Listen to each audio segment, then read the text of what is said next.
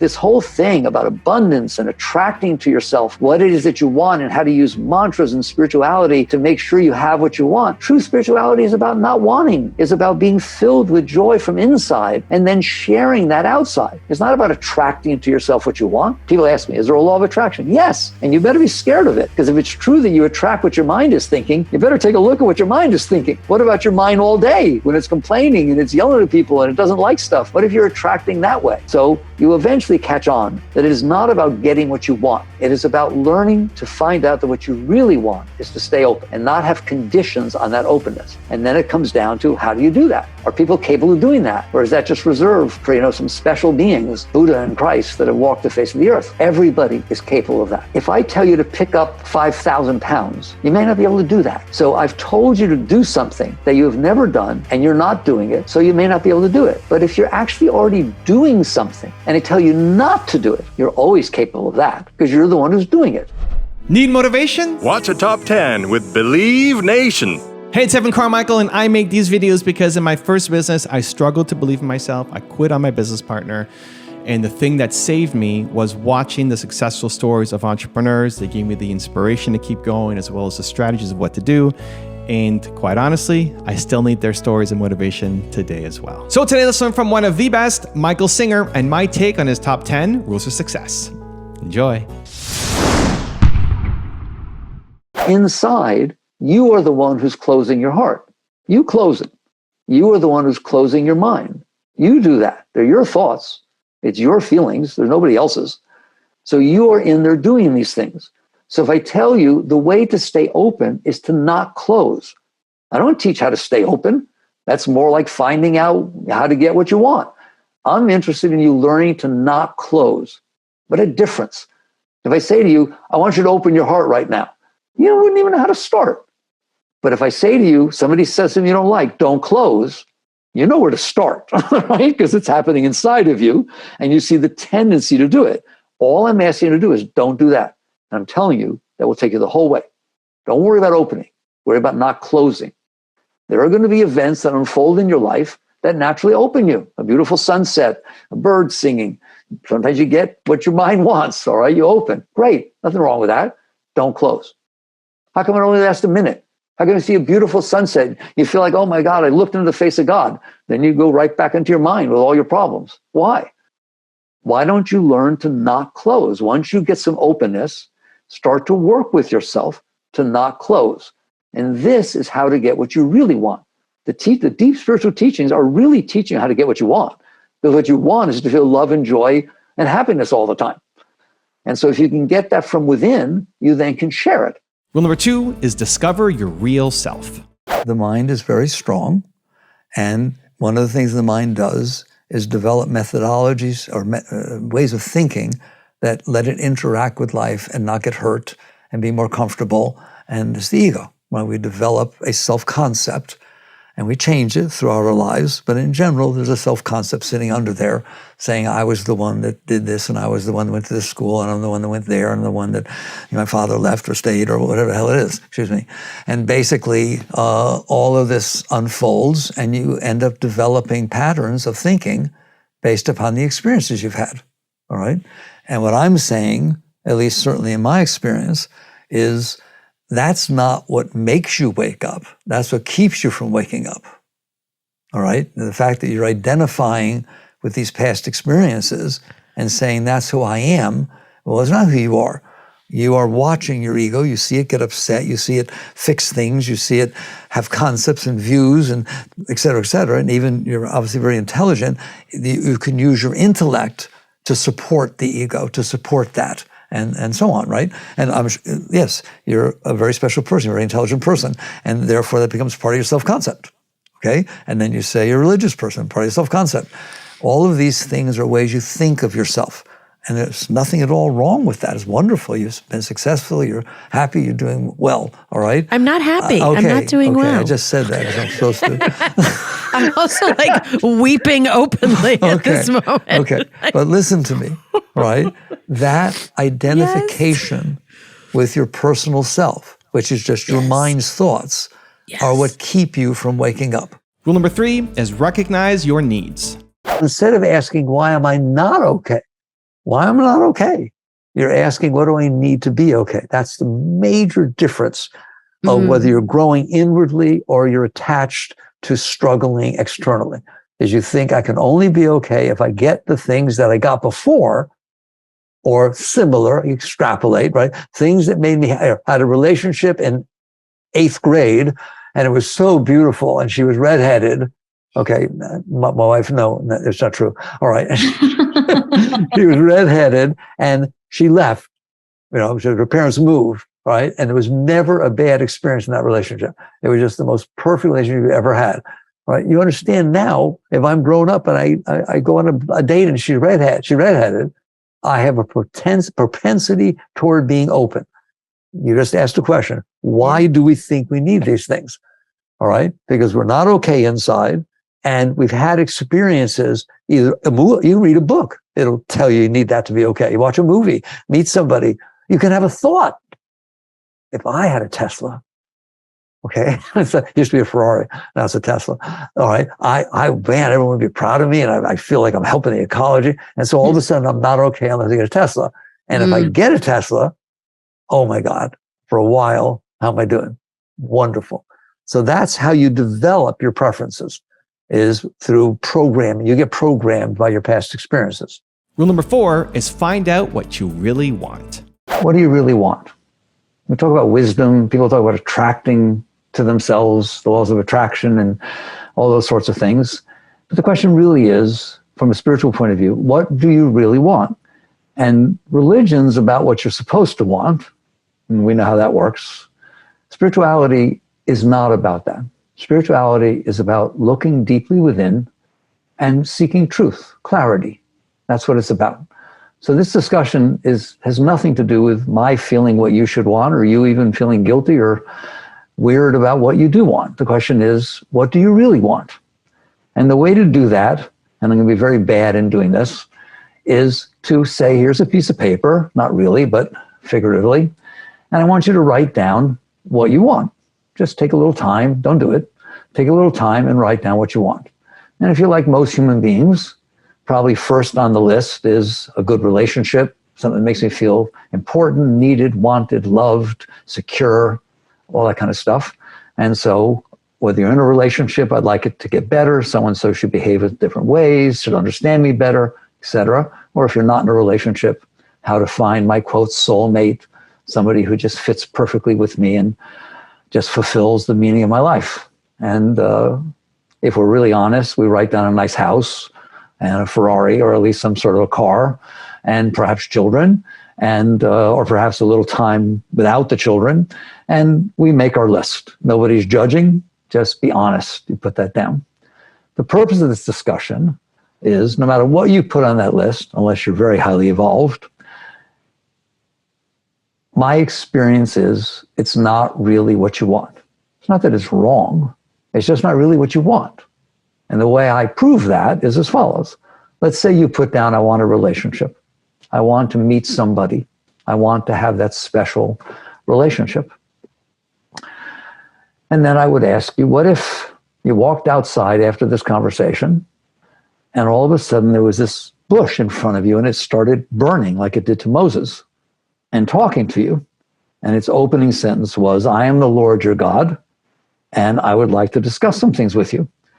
And said enough things that it knew about you to where you were pretty freaked out that you're actually talking to an omniscient, omnipotent being, or at least Bush. And the question that gets asked of you is, what would you like? What do you want? I can grant whatever you want. And having gone through this exercise with me, you feel, God, thank God, Mickey, I'm prepared. This is neat. I thought about it. And you say, I want a relationship. I want to meet somebody. I want to have that thing I've looked for my whole life. Or I want a house. Or I want the perfect job. I want a job that makes me, that fulfills what I'm looking for. And what God tells you at that point is, I can give you that. I have the power to give you that. But there's a caveat, which you probably want to hear before I give it to you, which is, I can give you that perfect person. They will be loyal to you. They will stay with you your entire life. But the caveat is that you will be completely unfulfilled. You will feel sad every time you come into their presence. You will not feel any love. You will not feel any joy, happiness, meaning. But they'll be there, and they will dote all over you, and they will just be the most perfect partner that they could possibly be, or give you the job that you thought would be the most amazing thing, but it's hollow for you. You go there and you thought it would turn you on, but it doesn't. And you just loathe going to work, and you're just not excited about it. So therein lies the, what do you really want? Because what you're going to find is, if you were given the opportunity to have a relationship with that person I just described, or have the job I just described, but it didn't do squat for you, and it left you hollow inside, you would say, I don't want it. In fact, if it's going to make me miserable inside, I really don't want it. Keep it away from me. And so to move quickly, because we only have a little time here, then I say to you, you lied to me when you said it was what you really wanted. Because it isn't true you wanted a relationship. It isn't true you wanted children. It isn't true you wanted money. It isn't true you wanted to travel around the world. It isn't true that you wanted, et cetera, et cetera. What's true is you wanted to feel good inside. You wanted to feel love. You wanted to feel joy. You wanted to feel inspiration, excitement, meaning. Those are inner things. They're not outer things. You listed the things you listed because you thought they would give you what you really want. And so wisdom, yoga, spirituality is about going deeper. Buddhists talk about working at the root. So the truth of the matter is, the only thing you needed to write on a piece of paper when I asked you, what do you really want, is a sense of total well-being. I want to feel love. I want to feel joy. I want to feel inspiration. I want to feel meaning and depth. Also, to make sure you're actually taking action after watching this video, I've designed a special free worksheet just for this video. The worksheet will highlight all of the lessons learned in this video, as well as pull out our 3 favorite learnings and quotes that will inspire you to actually do something. The worksheet will also give you space to write down what your key takeaways are and your specific plan of action to make sure you're getting results. If you want the worksheet designed specifically for this video, absolutely for free, there's a link in the description below. Go click on it and start building the momentum in your life and your business. I'll see you there. Rule number 5 is overcome anxiety. What you want to do is say what's behind the anxiety. So when people talk, I don't help people make decisions, but we talk about decision making, is the first thing that matters is what's your motive? Not what should you do. How can you figure out what to do if you don't even know your motive, right? And you became the spiritual teacher with every word you said about this, which is start from the point of view, do I want to get a house or not? Well, okay, yes, I'd like to have a house, all right? Can I afford a house? Don't worry about what house. What's your motive? It's very simple. It's just, I'm just want to express myself and have a house, and that's that. And then stop there. Don't say it has to be a certain way. When it's all said and done, if you're afraid of making the wrong decision, who defined it as wrong? You. Well, then don't. That's what Maya was saying, right? If you don't define it as wrong, I was a builder, okay? Before my personal program, before the program company, I did Built with Love, my company. I built this house for this beautiful lady, all right, who happened to be the manager of the local bank, and her name was Penny Dollar. I swear to God, her name was Penny Dollar, right? This was a long time ago, back in the 80s.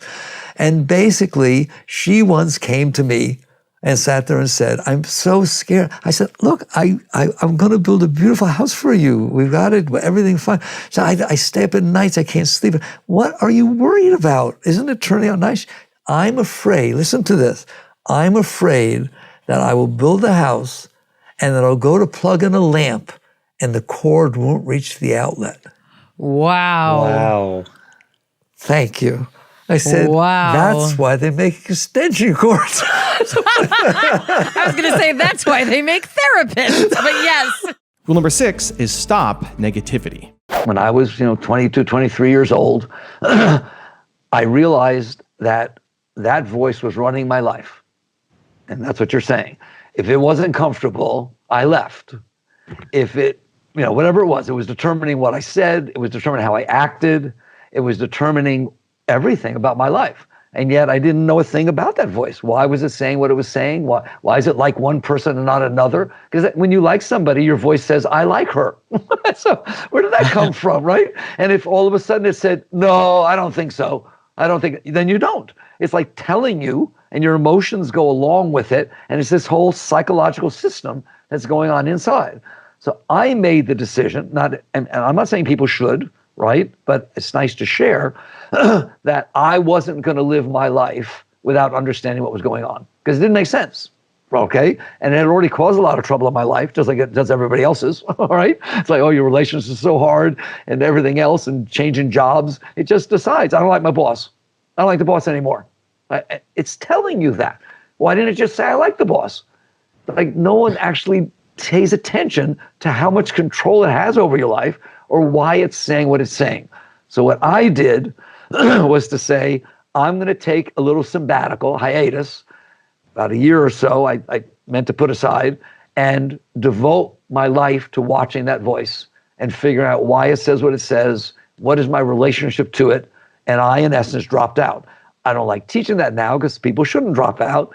I mean, not they shouldn't, but they don't need to, and I'm not teaching them to, right? But I did. I think I was in a doctoral program for economics at university, and last year, ready to get my doctorate, and I stepped aside and went into solitude, relative solitude.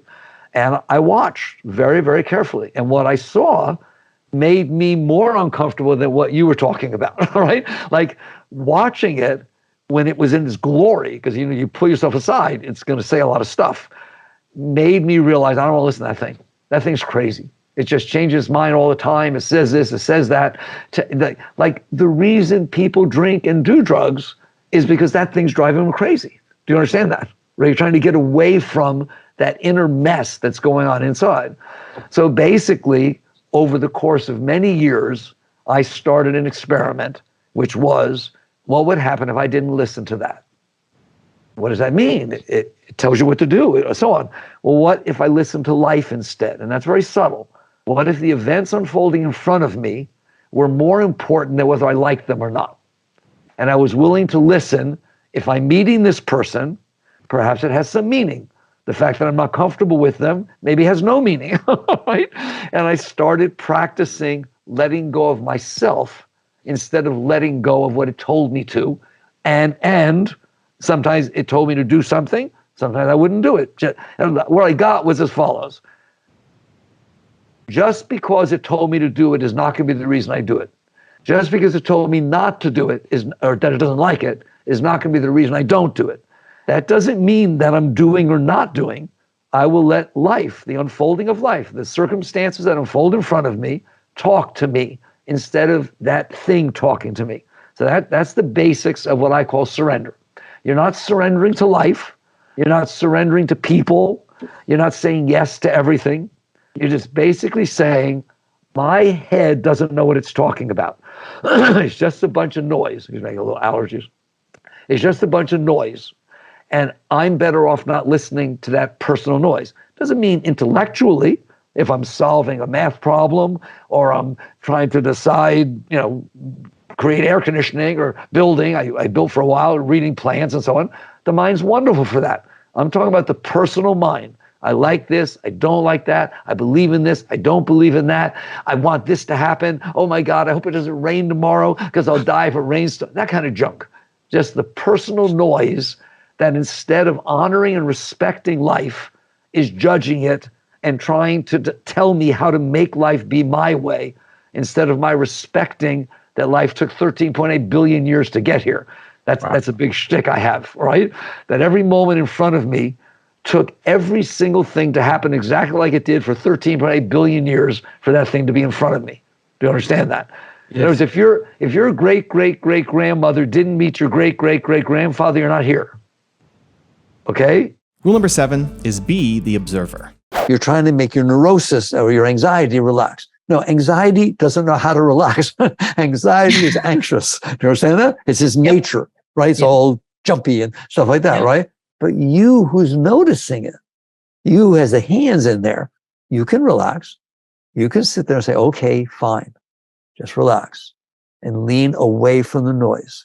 Just go to that place Okay, that zone, it's like a zone, right? You know what I'm saying? Mhm. Athletes talk about being in the zone, Yep. right? There's a zone inside. If you relax behind that noise, Yeah. there's a peace back there. There's a Mhm. quiet. Doesn't have to be a big spiritual experience, but it's a heck of a lot nicer than hanging out with anxiety.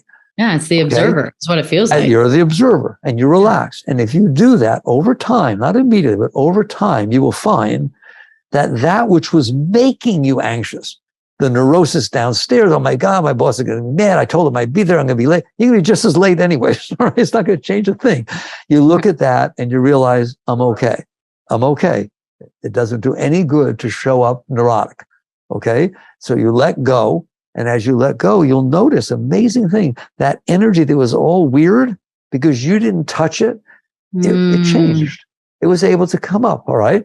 Or you start using affirmation, right? You sit there and say, oh, come on. This is probably an older person like my grandmother, my grandfather, right? You do. Yes. And You I start have to make up compassion. reasons. That's right. They get to drive and I should not be honking at them or bothering them or even sending them bad vibes. Maybe they should not be driving any faster. Well, and the point is, it's the latter part of their life and at least they get to go some places and go shopping. And it means a lot more to them than this neurosis means to me. And you feel like you're giving something instead of demanding and taking.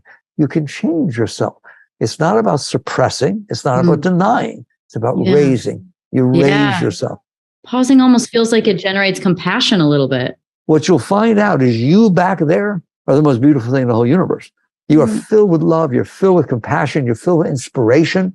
You're filled with Shakti energy, just spirit, energy, call it whatever you want. Filled with it all the time. But you're busy looking down at this garbage. And so you learn to raise yourself. The other example that I like to use, because I'm very much into being broad and seeing the whole universe instead of just your little tiny world, right? Yeah. Is let's say it's hot out. Nowadays, we have global warming, we're hot. Okay. It's very hot out. You're standing there and you have to go from one place to another and you're actually outside with no air conditioning. Isn't that terrible? And as you're walking, you're complaining. Oh my God, it's so freaking hot and I'm sweating. I don't want to sweat. I don't like this sort of thing. And it's had to be so hot. What's wrong with these people? Blah, blah. Okay. Well, that doesn't help anything. It doesn't make you cooler. It doesn't do a single thing. It's the same thing like the car. Well, what if you sat there? I know I trained I trained Michael this way. All right. As I sit there and I look and I say, how did it get hot? Shh, be quiet. How did it get hot? What do you mean? Why is it hot? Well, because there's a sun out there. You mean there's a star 93 million miles away and it's hot. It's so hot that you feel it's heat here. I'm in Gainesville, Florida. Miami is about 300 miles away. I asked them, how big would a fire have to be in Miami for you to feel it in Gainesville? If the whole town caught fire, you would not even know what happened. That thing's 93 million.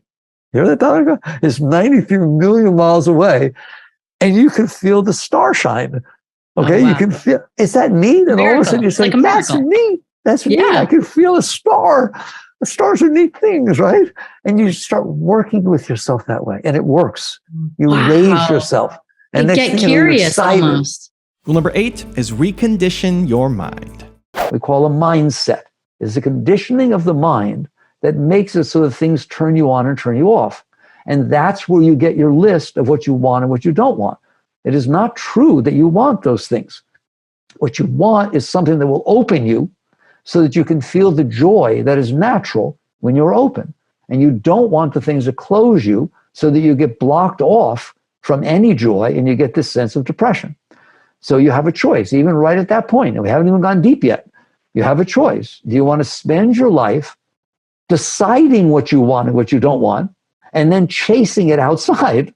Or do you want to sit there and work inside to realize all I really want is the joy and the love?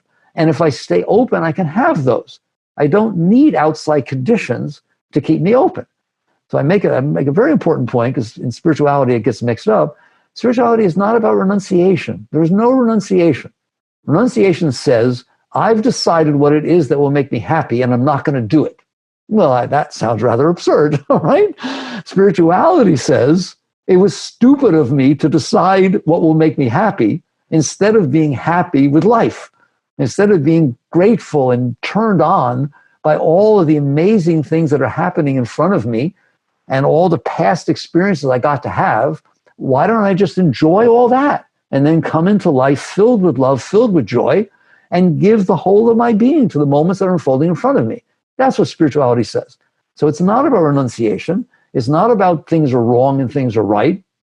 It's about understanding that you did this. You did this with your mind. You set up conditions in which your mind would open, and then your heart opens, and conditions in which your mind would close and your heart closes. So spirituality is some people say spirituality is not logical and rational. It is so. It's saying to you, why are you doing that? If you want to have a beautiful life, spin around a planet in the middle of nowheres, why don't you just open? It's your heart. It's your mind. It doesn't need conditions to open. It's just you don't know how to do it. It's you've become used to, programmed, habitual, that you had a past experience. This, by the way, this is where it comes from. How did you decide? How did your mind decide what it is you want and what you don't want? You did not make those decisions. They were programmed into you by your past experiences, all of them. So you had a past experience where something was nice with a certain person, they looked a certain way, they had a certain name, they drove a certain kind of car, whatever it is. And it really was high for you. It was beautiful years and years ago. Now one of those things shows up. You meet somebody with that name. As shallow as that sounds, don't kid yourself. You meet someone with the name of your ex, you close down, even though it's not the same person. You meet someone with the name of who you had your first date with in high school, that it was a wonderful relationship, and you open up. And likewise, when you see a car they had a nice experience in, it turns you on. So you are programmed by your past experiences such that if they were good experiences, they tend to open you when something reminds you of them. When they were negative experiences, they tend to close you. And that is where you get your list of what you want. That's why all of our lists are different. Everyone's list is totally different. If someone tells you the list is the same as yours, they're manipulating you, because everyone has had different experiences.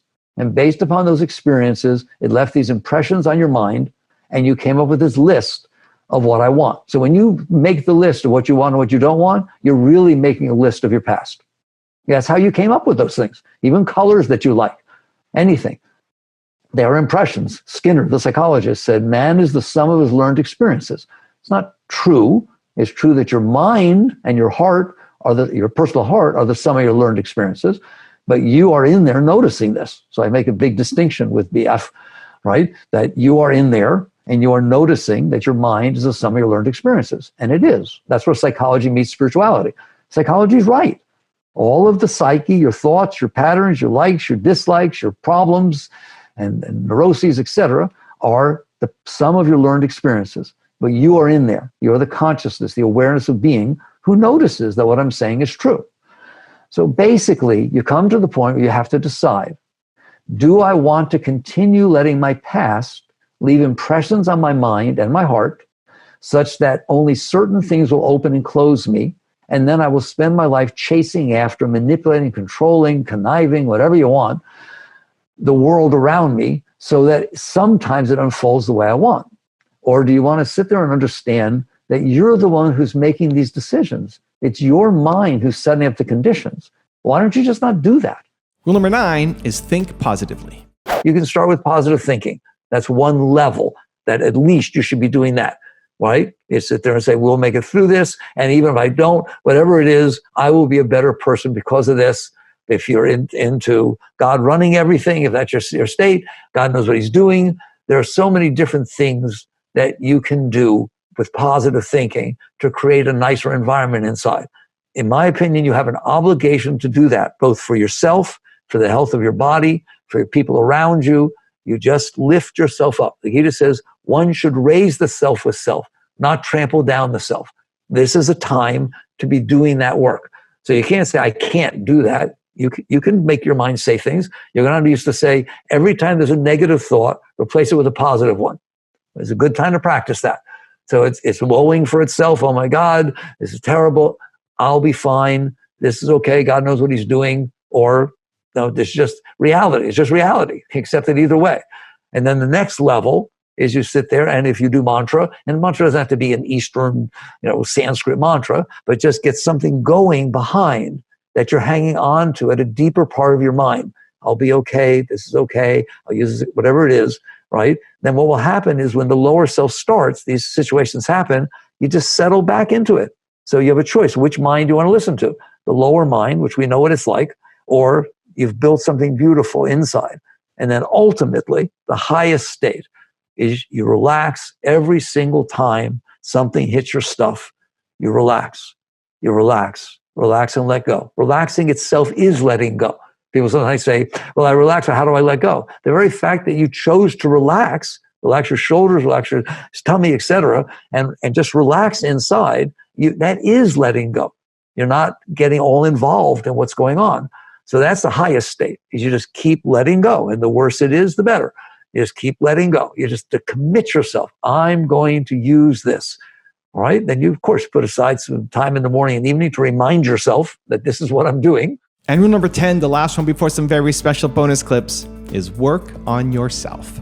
All you can be responsible for is yourself.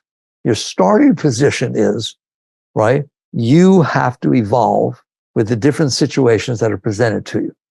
And my experience is, if you do that, the rest will happen. The people around you will be raised naturally.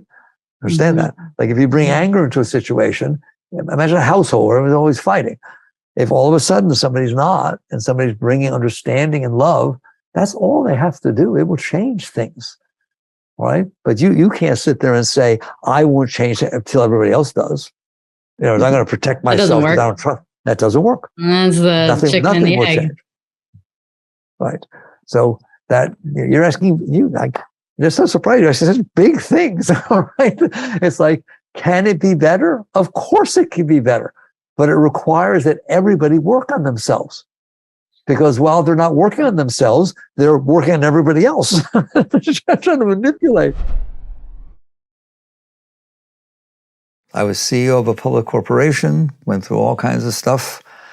I see no difference between being in the Temple of the Universe, whatever it is, and I found it, kind of people started coming out there, so it happened. That's how my whole life is, right? I never decided to do anything. I just followed the energy, like I was saying. I'm there doing services, meditating, whatever it is, and different events unfold. The one particular one that I tell in the surrender experiment is a sheriff came out to the land, and I was barefoot, a hippie, walking around my land, and he walked up to the temple building that we built, which I was a little concerned, has Krishna and Jewish things, it has all the different religions represented, and he's all dressed up in his officer uniform and pulls his big car up there, and I'm walking around barefoot, no shirt on, and he says, you in charge here? And okay, yeah, I guess I am. You know what he says? Did you build this building? I said, yes. He said, would you build an addition on my house? I swear to God, that's exactly what happened, all right? And because I was surrendering to life, nothing inside of me wanted to build, close in the garage of this sheriff, all right? It's like, I'm not even a builder. I built a couple of buildings on my own land, rough sawn timber, et cetera. And I said yes. And that founded my first company, Built with Love. And I ended up building custom houses and this and that. And then I got into computers. And the next thing I knew, people were asking me to write computer programs. And I never took a course in my life. I just started writing. I found it interesting, like you find stuff interesting. And bought a TRS-80 Model 1 when Radio Shack first came out with the little tiny computers, all right? And wrote an accounting program to run Built with Love. And then people wanted to buy the program. That's literally how this company started. And so I said, okay, I guess, all right? And then start surrendering, and then I got to write this and write that and do this. And eventually somebody asked me to write a medical billing system. And I didn't even go to the doctor in those days, and I'd never seen an insurance form in my life, all right? And I took it and I did it. And it became this major company, with 2,300 employees and public and the whole ball game. And so I just had to do it. I just did it. Well, while I was doing it, I didn't change. I didn't say, now this is what I'm doing. Now this is a wonderful opportunity to let go of me. Like you can bet, for sure, you can bet that being in that environment, I mean, literally I'm on earning calls with Wall Street. Like, give me a break, all right? I can't relate to any of it, but I'm doing my best. I'm serving and working hard, doing everything as an act of letting go of myself and serving the universe. wasn't about business. It wasn't about this, the other thing. But you do that, you try as hard as you can and just try to serve everybody, and you're going to do pretty well.